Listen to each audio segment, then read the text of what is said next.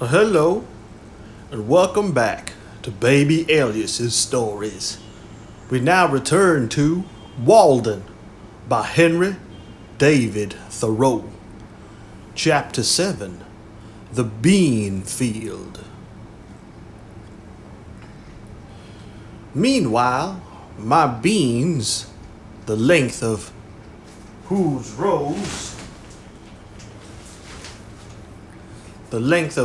rows added together was 7 miles already planted, were impatient to behold. For the earliest had grown considerably before the latest were in the ground. Indeed, they were not easily to be put off. What was the meaning of this so steady and self-respecting, this small Herculean labor? I knew not. I came to love my rows, my beans, though so many more than I wanted. They attached me to the earth, and so I got strength like Antaeus. But why should I raise them? Only heaven knows. This was my curious labor all summer. To make this portion of the earth's surface, which had yielded only cinquefoil,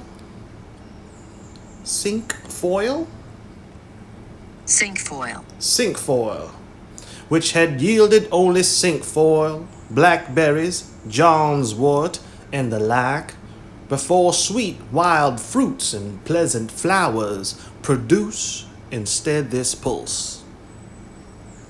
What shall I learn of beans, or beans of me?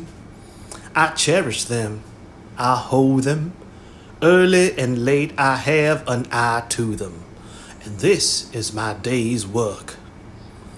It is a fine broad leaf to look on. My auxiliaries are the dews and rains which water this dry soil. And what fertility is in the soil itself, which for the most part is lean and effete. My enemies are worms, cool days, and most of all woodchucks. The last have nibbled for me 1/4 of an acre clean. But what right had I to oust John's wort and the rest, and break up their ancient herb garden? Soon, however, the remaining beans will be too tough for them, and go forward to meet new foes.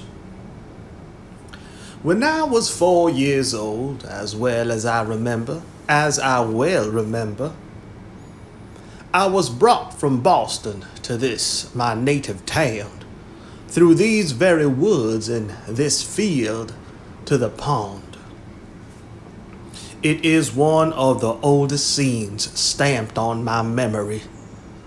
And now, tonight, my flute has waked the echoes over that very water.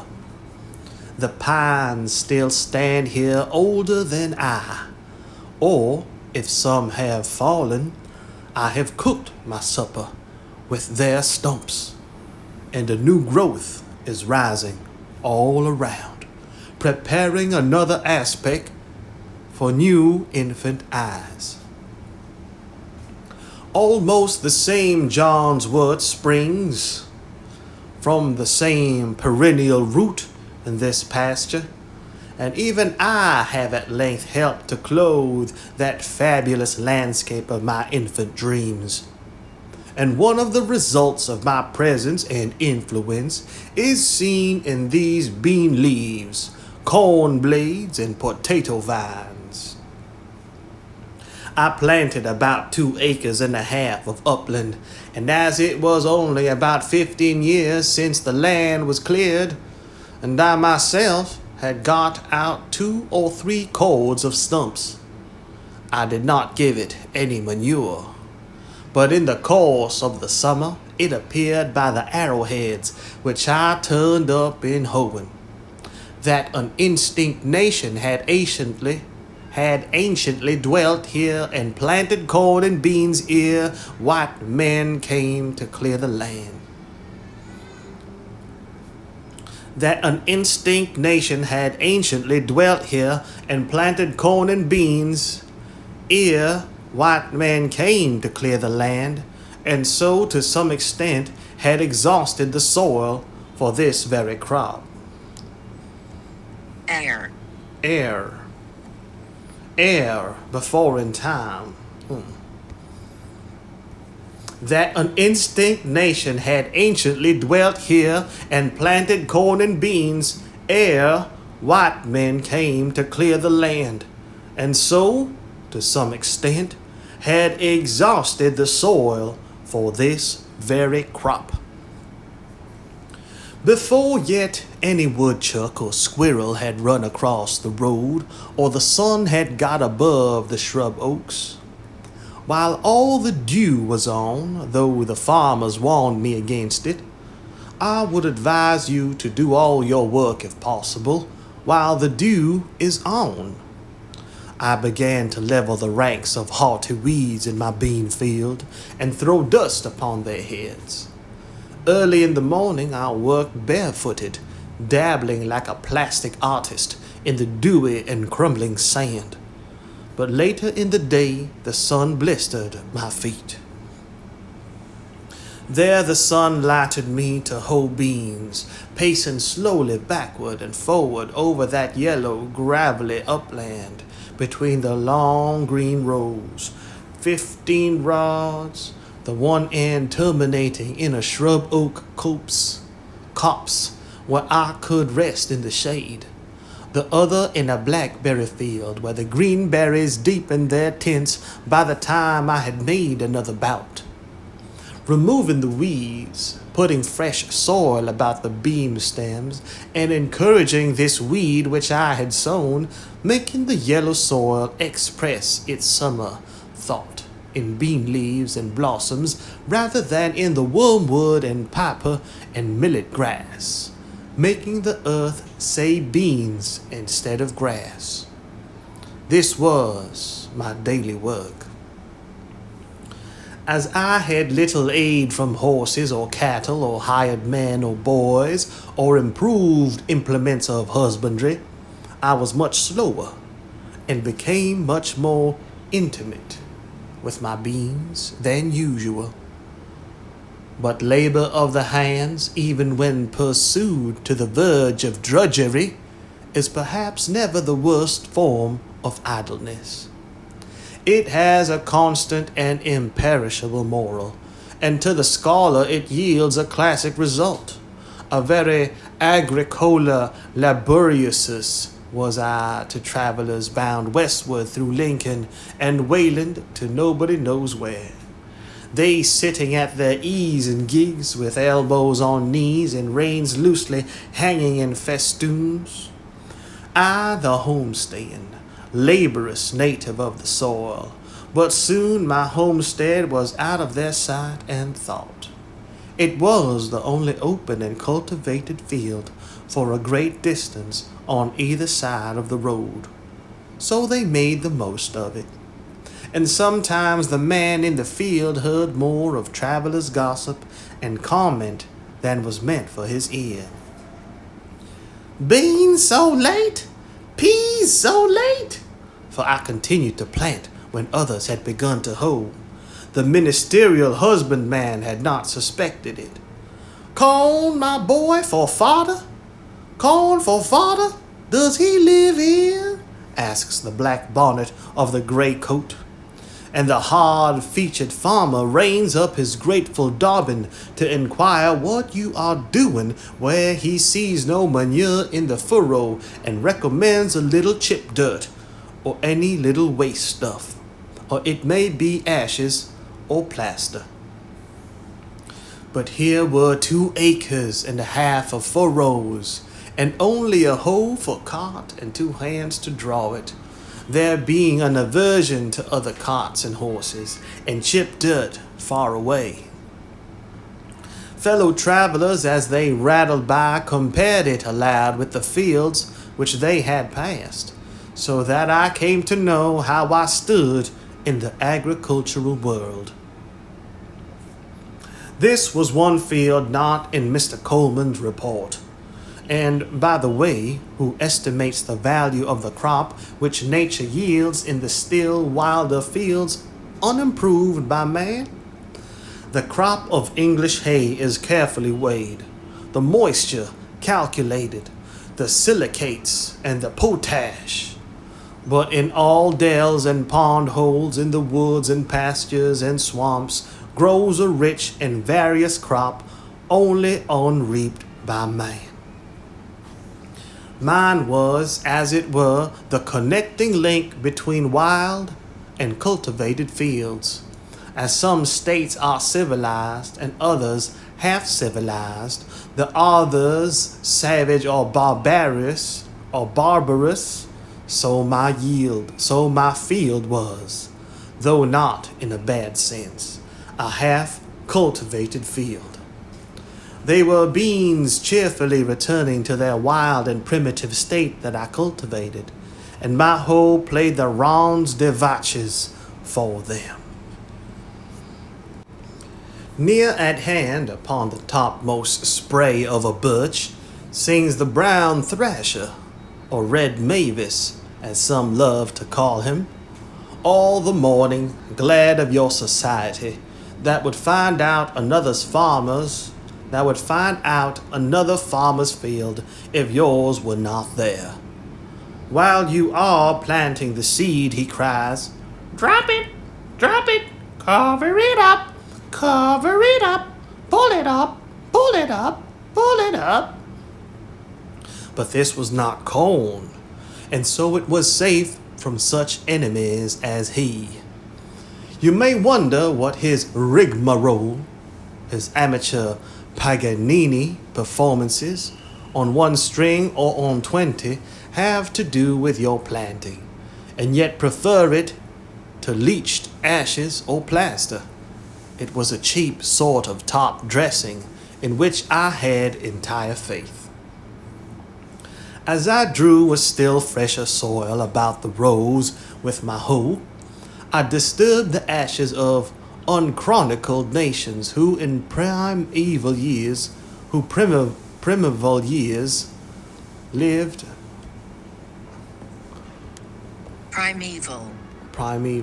who in primeval years lived under these heavens, and their small implements of war and hunting were brought to the light of this modern day. They lay mingled with other natural stones, some of which bore the marks of having been burned by Indian fires, and some by the sun, and also bits of pottery and glass brought hither by the recent cultivators of the soil. When my hoe tinkled against the stones, that music echoed to the woods and the sky, and was an accompaniment to my labor which yielded an instant and immeasurable crop. It was no longer beans that I hoed, nor I that hoed beans, and I remembered with as much pity as pride, if I remembered at all, my acquaintances who had gone to the city to attend the oratorios. The nighthawk circled overhead in the sunny afternoons, for I sometimes made a day of it, like a mote in the eye, or in heaven's eye, falling from time to time with a swoop and a sound as if the heavens were rent, torn at last to very rags and tatters, and yet a seamless cope remained. Small imps that filled the air and lay their eggs on the ground, on bare sand or rocks, on the tops of hills, where few have found them, graceful and slender like ripples caught up from the pond as leaves are raised by the wind to float in the heavens. Such kindredship is in nature. The hawk is aerial brother of the wave which he sails over and surveys. Those his perfect air inflated wings answering to the elemental unfledged pinions pinions of the sea. Or sometimes I watched a pair of hen hawks circling high in the sky, alternately soaring and descending, approaching and leaving one another, as if they were the embodiment of my own thoughts. Or I was attracted by the passage of wild pigeons from this wood to that, with a slight quivering, winnowing sound and carrier haste. Or from under a rotten stump, my hoe turned up a sluggish, portentous, and outlandish spotted salamander, a trace of Egypt and the Nile, yet our contemporary. When I paused to lean on my hoe, these sounds and sights I heard and saw anywhere in the row are part of the inexhaustible entertainment which the country offers. On gala days, the town fires its great guns, which echo like pop guns to these woods, and some waifs of marital music occasionally penetrate thus far. To me, away there in my bean field at the other end of the town, the big guns sounded as if a puffball had burst, and when there was a military turnout of which I was ignorant, I have sometimes had a vague sense all the day of some sort of itching and disease in the horizon, as if some eruption would break out there soon, either scarlatina or canker rash, until at length some more favorable puff of wind, making haste over the fields and up the Walden road, brought me information of the trainers. It seemed by the distant hum as if somebody's bees had swarmed, and that the neighbors, according to Virgil's advice, by a faint tintinnabulum upon the most sonorous of their domestic utensils, were endeavoring to call them down into the hive again. Tintinnabulum. Tintinnabulum.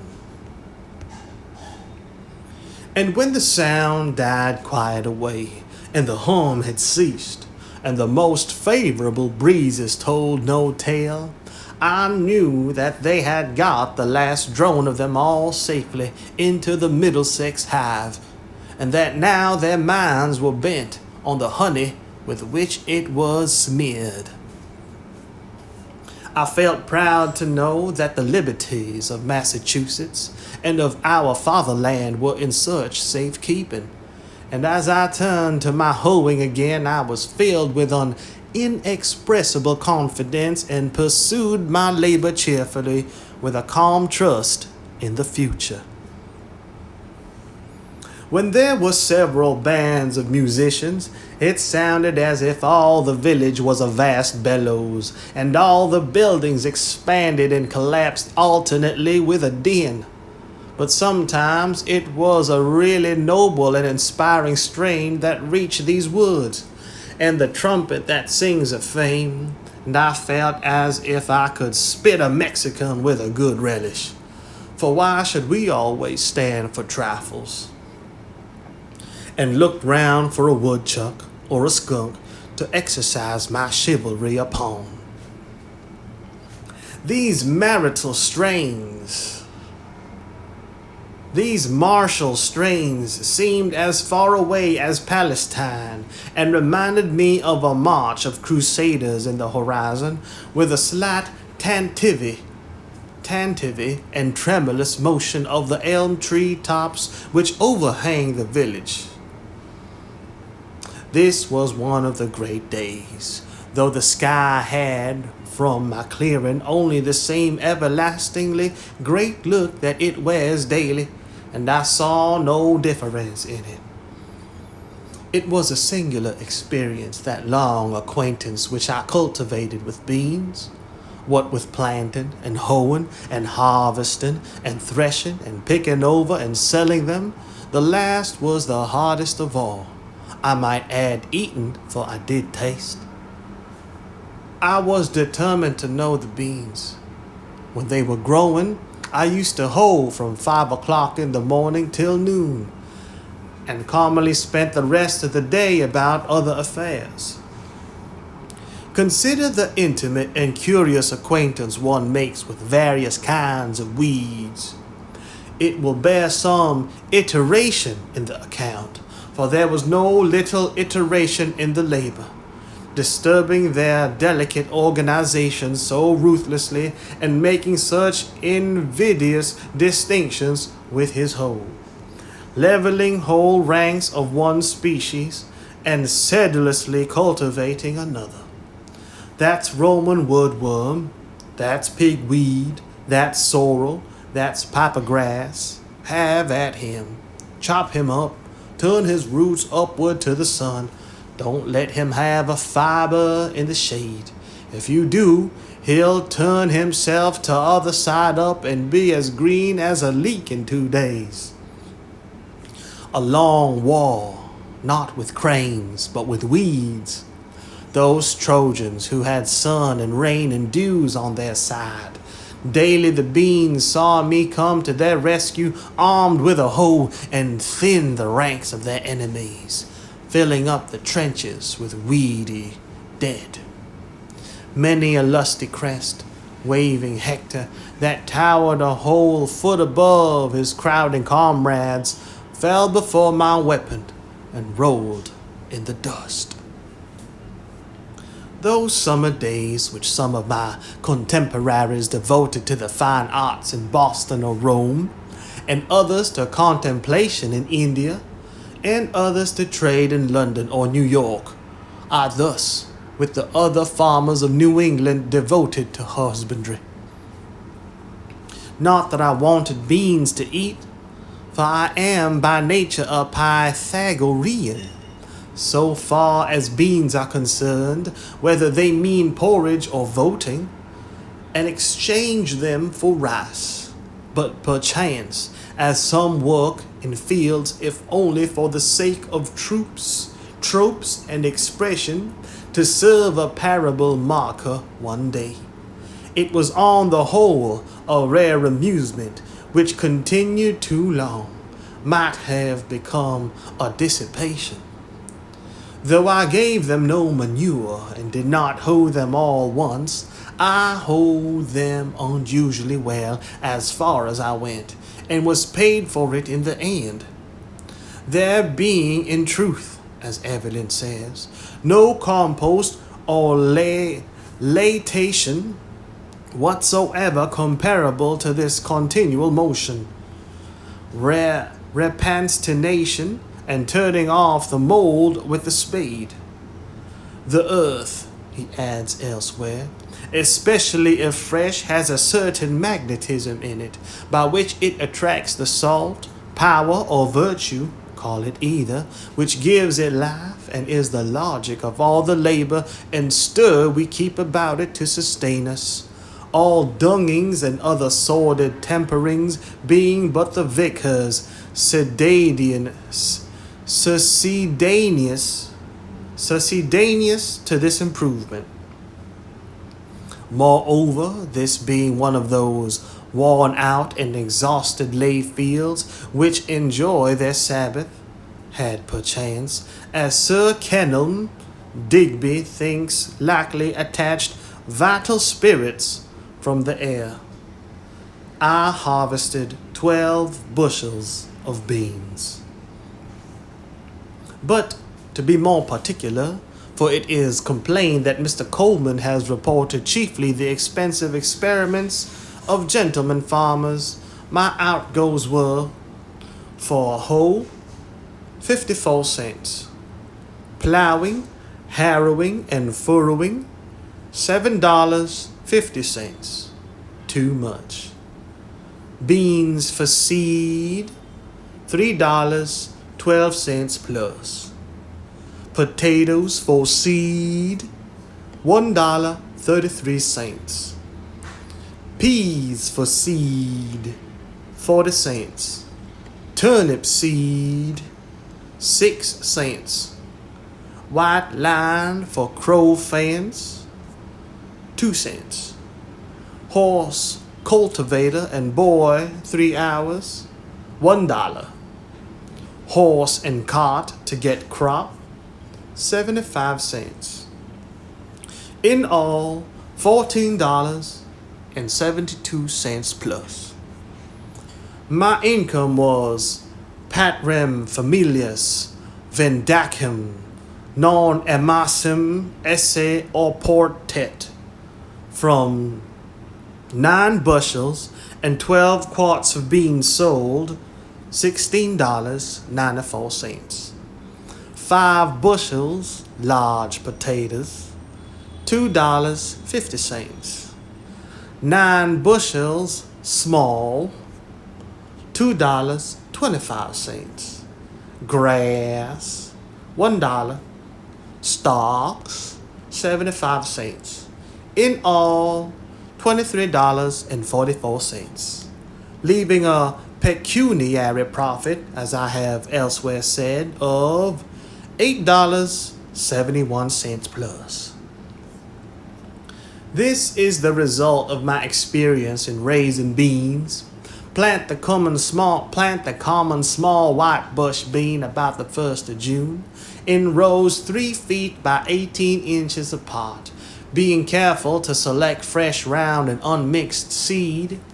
First, look out for worms and supply vacancies by planting anew.